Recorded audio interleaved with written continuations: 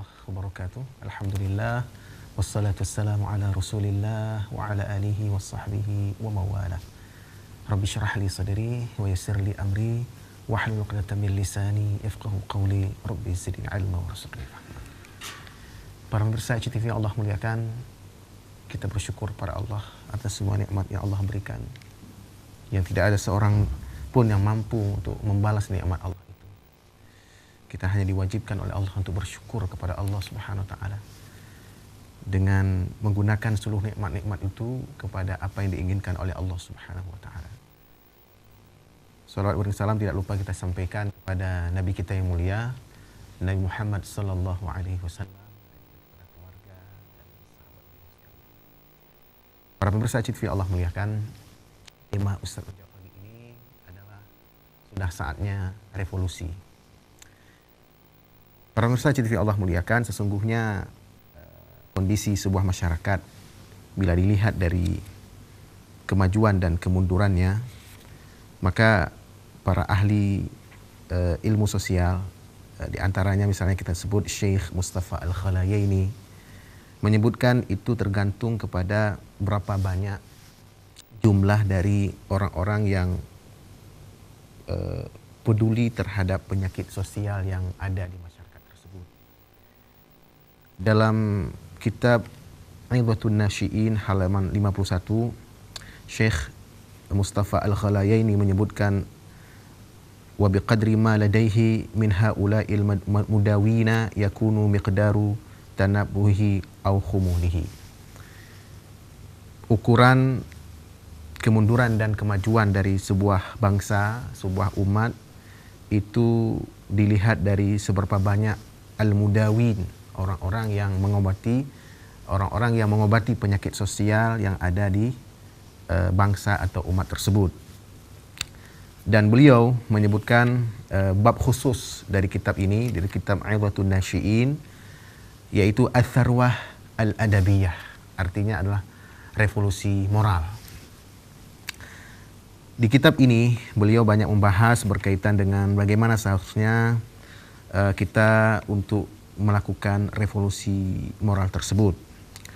Beliau mengartikan revolusi moral itu adalah Ats-Tsarwatul Adabiyatu qiyamu afradin minal ummah hasunat akhlaquhum wasafat sarairuhum wa zakat a'raquhum liyughayyiru fiha halataha al-ijtima'iyyah wal khuluqiyyah. Revolusi moral itu adalah bangkitnya sekelompok pribadi-pribadi umat yang baik akhlaknya, yang suci hatinya, yang bagus latar belakangnya, yang mereka bangkit itu dengan tujuan untuk merubah keadaan sosial dan akhlak masyarakatnya. Fayuhimuna biha ditanhadha. Orang-orang yang telah tersemangati dengan revolusi ini akan meneriakkan bangsanya untuk bangkit di tanhadha wa yuthirunaha litatruka ma alatfathu min al-'adat ad-darrah wal akhlaq al-munkhitah. Dan mereka juga menggerakkan bangsanya, masyarakatnya untuk meninggalkan kebiasaan-kebiasaan yang mudarat dan akhlak-akhlak yang buruk. Wala yazaluna yahijuna wa yat'ibuna wa yas'auna wa yansibuna hatta yanalu ma yuridun. Dan mereka senantiasa meneriakkan dan melakukan upaya keras dan berusaha gigih sehingga mereka mendapatkan apa yang mereka inginkan. Nah, inilah definisi dari revolusi moral yang disebut oleh seorang ahli sosial dari Mesir yang bernama Syekh Mustafa Al-Khalayaini dalam kitab beliau Aidhatun Nasyi'in. Para pemirsa ICTV Allah muliakan, beliau telah melihat fenomena masyarakat yang ada di tengah-tengah umat Islam saat ini. Beliau telah mendiagnosa apa kekeliruan dari masyarakat dari umat Islam itu. Beliau mengatakan bahwa al-umamu fi hali maradhiha al-ijtima'i takunu hajatuha ila islahi ma fasada fiha min al-akhlaq wa taqwimi ma a'waja min furu'il ijtima' akthara min hajatil marid ila dawa. Bangsa-bangsa yang masih dalam keadaan mengidap penyakit sosial, maka bangsa ini membutuhkan perbaikan akhlak yang rusak dan juga memperbaiki hal-hal yang bengkok dari sendi-sendi masyarakat. Lebih banyak kebutuhan mereka itu daripada kebutuhan mereka terhadap kebutuhan orang sakit terhadap obat. Nah, jadi masyarakat yang sudah rusak, sebuah bangsa yang sudah rusak, umat yang sudah rusak, maka kebutuhan mereka terhadap perbaikan akhlak itu lebih banyak daripada kebutuhan orang sakit terhadap obat. Seorang penyair Mesir yang bernama Shawki Bek menyebutkan, wa innamal umamul akhlaqu ma baqiyat wa in humu dhahabat akhlaquhum dhahabu. Sebuah bangsa itu akan tetap berdiri kokoh jika akhlak orang-orang di bangsa tersebut masih ada. Wa in dhahabat akhlaquhum dhahabu. Tetapi ketika bangsa tersebut sudah tidak lagi berakhlak, maka bangsa itu akan hilang. Jadi revolusi yang kita maksud dalam tema ini adalah revolusi moral. Dan revolusi moral ini sesuatu yang sangat-sangat dibutuhkan oleh semua kita, kaum muslimin dimanapun kita berada. Syekh Mustafa Al-Ghalayaini kemudian menyebutkan bagaimana fenomena umat Islam yang sangat salah dalam memahami cara mengobati suatu penyakit. Beliau katakan, yamradu insanun fayalja'u ahluhu wa dhawuhu ila tabibin yathiquna bihi fayasifu lahu minal adwiyati ma yarahu mufidan lahu.